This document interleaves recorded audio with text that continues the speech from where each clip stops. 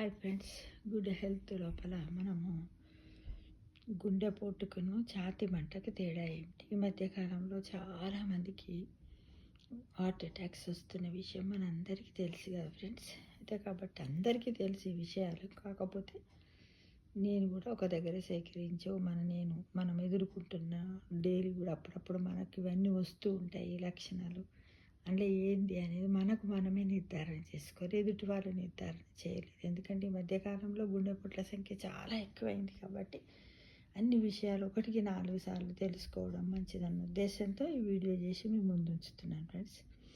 అయితే గుండెపోటు ఎలా అంటే రెండిటికి తేడా ఏంటి నేను మీకు చెప్తాను. ఏంటంటే సాధారణంగా ఛాతీ మధ్యలో నొప్పి వస్తుంది. ఛాతీ బిగబట్టినట్టు, లోపలేదో పిండేస్తున్నట్లు, పొడుస్తున్నట్లు అనిపిస్తుంది. లేదా నొప్పి స్వల్పంగా వస్తూ పోతూ ఉండొచ్చు.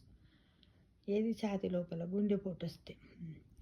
ఛాతీ మంట ఇక్కడ ఏంటంటే డిఫరెన్స్, ఫస్ట్ పాయింట్ చెప్పాను కదా, దాన్ని మళ్ళీ అదే ఛాతీది మళ్ళీ మీకు చెప్తున్నాను. ఛాతీ మంట అంటే ఏంది? ఛాతీలో మంటతో కూడిన నొప్పి రావటము. ఇది ఛాతీలో పక్కటెముకలు కలిసే పొడవాటి ఎముక ఉంటుంది కదా, స్టెర్నమ్ వద్ద మొదలవుతుంది ఫ్రెండ్స్. ఇది ఛాతీ లోపల. గుండెపోటు అయితేనేమో మొట్టమొదలు చెప్పింది, తర్వాత ఛాతీ మంట. నేను ఫస్ట్ ఏంది గుండెపోటు, ఛాతీ మంట అని రెండింటిని చెప్తూ ఉంటాను ఫ్రెండ్స్.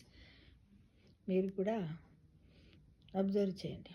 ఇక నొప్పి ఛాతీలోంచి భుజాలు, చేతులు, మెడ వైపు పాకుతుండడం. గుండెపోటు వస్తే మనకు ఛాతీ నుంచి భుజాలు, మెడ వైపు పాకుతుంటుందట నొప్పి.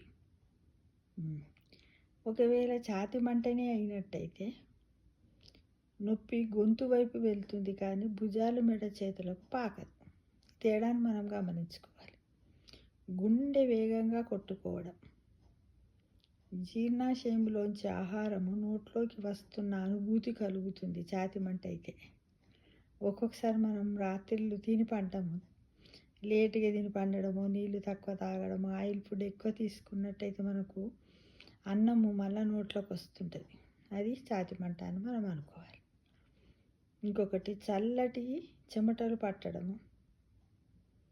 గుండెపోటు అయితే చెమటలు పడతాయి. ఇక తల తేలిపోవటము, బలహీనత, తల తిప్పడం, ఇవన్నీ కూడా గుండెపోటు లక్షణాలు.